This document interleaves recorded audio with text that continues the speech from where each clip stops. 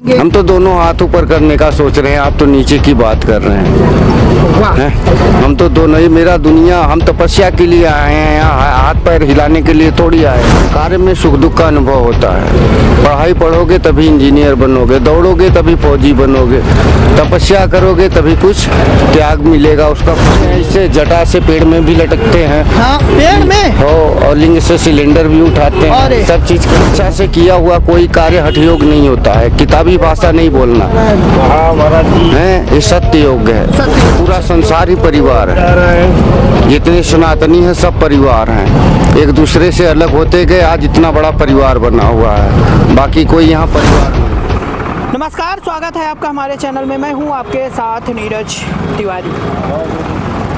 महाकुंभ इस बार 13 जनवरी से शुरू होने वाला है। 13 जनवरी से शुरू होने के पहले ही यहाँ पर धीरे धीरे नागाओं साधुओं का आवागमन शुरू हो चुका है। ऐसे ही इस महाकुंभ में हमारे साथ एक ऐसे हठ योगी हैं हमारे पास, ये आप देखिए, जिन्होंने अपना जो है तो बायां हाथ खड़ा किए हुए हैं। मैं डायरेक्ट इनसे बात करूंगा और जानने की कोशिश करूंगा कि ऐसा करने के पीछे उद्देश्य क्या है, कितने वर्षों से ये अपना हाथ उठाए हैं और इस हठ योग के पीछे का कारण क्या है। क्या नाम है आपका? दिगंबर दिवाकर भारती, तपोनिधि पंचायती आनंद अखाड़ा।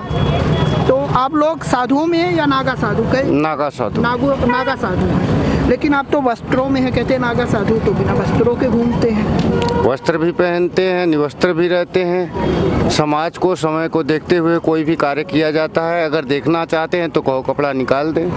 नहीं, मैं केवल जानना चाहता था। तो आप कैसे नागा साधु, कैसे, किस उम्र में आप ये अपनाया आपने? बाल्यावस्था। कितने वर्ष की उम्र थी आपकी? पढ़ लिख कर हमने सीधे संन्यास में आए हैं। संन्यास में आया।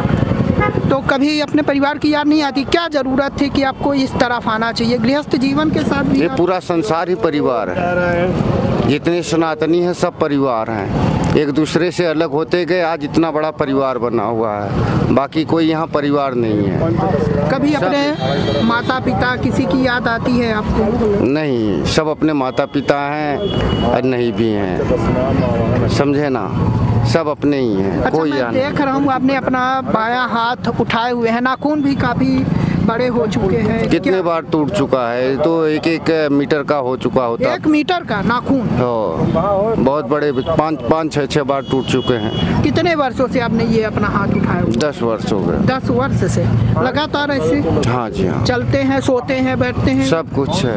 क्या कारण है इस हठ योग के पीछे का उद्देश्य? सनातन को मजबूत करना, एक करना। तो हाथ उठाने से सनातन कैसे मजबूत हो जाए? हम लोग त्याग तपस्वी हैं। हम लोग अपने बातों के द्वारा एक दूसरे को जोड़ने का कोशिश करते हैं। एक प्रत्यक्ष सबूत है हम लोग। कोई कपड़े पहन के तपस्या कर रहा है, कोई निवस्त्र कर रहा है, कोई खड़ेश्वरी है, कोई ऊर्ध्वबाहु है, कोई फलाहारी है। तो अनेक प्रकार से समाज को ज्ञान दिया जा रहा है, अपनी समाज को संस्कृति सभ्यता की तरफ ले जाया जा रहा है, जहाँ से मनुष्य भटक चुके हैं। तो जब आप 10 साल पहले पहली बार हाथ उठाए होंगे तो फिर हाथ में काफ़ी दर्द हुआ होगा, नीचे करने का मन हुआ होगा, कैसे इससे आपने पार पाया? हर कार्य में सुख दुख का अनुभव होता है। पढ़ाई पढ़ोगे तभी इंजीनियर बनोगे, दौड़ोगे तभी फौजी बनोगे, तपस्या करोगे तभी कुछ त्याग मिलेगा, उसका फल मिलेगा, भगवान उसकी प्राप्ति करवाता है। तो कभी आपकी इच्छा नहीं हुई कि अब इसे नीचे कर देना चाहिए, या कब नीचे इसे करेंगे? हम तो दोनों हाथ ऊपर करने का सोच रहे हैं, आप तो नीचे की बात कर रहे हैं। हम तो दोनों ही, मेरा दुनिया, हम तपस्या के लिए आए हैं, यहाँ हाथ पैर हिलाने के लिए थोड़ी आए हैं। अपना अपना सोच, अपना अपना जरिया, हमारा जो है भगवान का शरीर दिया हुआ है, उन्हीं के वो समर्पित है। तो ये हठ योग आपका कब पूर्ण होगा? हठ योग है, स्वेच्छा से किया हुआ कोई कार्य हठ योग नहीं होता है। किताबी भाषा नहीं बोलना है, ये सत्य योग है। सत्य योग, सत्य योग, स्वेच्छा से किया हुआ कार्य सत्य योग में आता है। तो ये कब तक चलेगा आपका ऐसा? कितने वर्षों तक आपने ये कठिन प्रण किया? आजीवन, आजीवन, आजीवन तपस्या होता है, ऊर्ध्वबाहु तपस्या। तो कैसे परेशानियां आती होंगी? एक हाथ से सारे काम आपको करने पड़ते होंगे, दूसरे हाथ से कर नहीं पाते होंगे, उसका होना ना होना बराबर है, कैसे परेशानियां?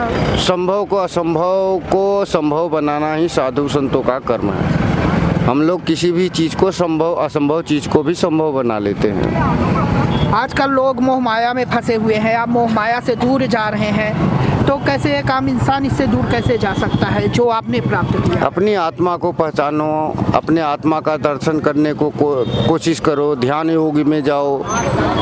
ध्यान के द्वारा सब कुछ प्राप्त किया जा सकता है। यहाँ तो सब अपने हैं, कोई पराया नहीं है। लेकिन लोग लगातार मार काट पे उतारू हैं, ये चीज़ हमारी है, पैसा जायदाद को लेकर मारपीट, आप लोग उससे दूर हैं, तो ये आम इंसान इससे कैसे दूर जाए? ये तो मोह माया है ना, जो मोह माया में फंसा हुआ है, जो परिवार में फंसा हुआ है, तो उसको कुछ चाहत तो होगी ना। और जो साधु सन्यासी हैं उनके लिए कोई मायने नहीं रखता। तो आप कैसे दूर गए? मोह माया कैसे छूटा? काफ़ी कष्ट होता है इसे छोड़ने में, आपने कैसे ये बाधा पा? एक ही चीज़ मिलेगा ना, आप इंटरव्यू ले रहे हैं तो आपको अपना काम करना है। 10 काम तो कर नहीं सकते, अभी क्रिकेट तो खेल नहीं सकते, सचिन तेंदुलकर तो बन नहीं सकते, तो हम लोगों का कर्म भी है कि अपना त्याग तपस्या करना। अच्छा, चलते रहिए। ये आपकी जटाएं भी काफ़ी, कितने साल पुरानी है? जटा काफ़ी लंबी हो चुकी है, मुझे लगता है 4-6 फीट की हो गई होगी। कब की है? तपस्या है, ये सबसे बड़ा त्याग होता है। ये जो महाराज जी ने आपको बताया, ये भोलेनाथ की सेवा है, ये महाकाल की सेवा। ये जटा कितने साल पुरानी हो गई है? जटा लगभग 9 साल हो। 9 साल, मतलब जब से आपने सतयोग किया है तभी से आपकी जटा है? नहीं, ये तो बाद में कहा है। वैसे अगर इतना बड़ा तो पहले बनवा भी चुके हैं। अच्छा। हाँ। तो ये कभी खोलते भी है या ऐसे बंधी रहती है? नहीं खोलते हैं, इससे जटा से पेड़ में भी लटकते हैं। हाँ, पेड़ में हो, और लिंग से सिलेंडर भी उठाते हैं, सब चीज़ करते हैं, सब गुरु की कृपा केवल। तो ठीक है, ये हमारे साथ थे एक नागा साधु, हालांकि अभी इन्होंने हठ योग किया हुआ है, जिसे ये सतयोग कहते हैं कि अपने मन की इच्छा से इन्होंने ये किया है और धर्म के प्रचार के लिए, विश्व के कल्याण के लिए ये इन्होंने हठ योग किया हुआ है। वीडियो जर्नलिस्ट चंदन के साथ नीरज तिवारी की रिपोर्ट।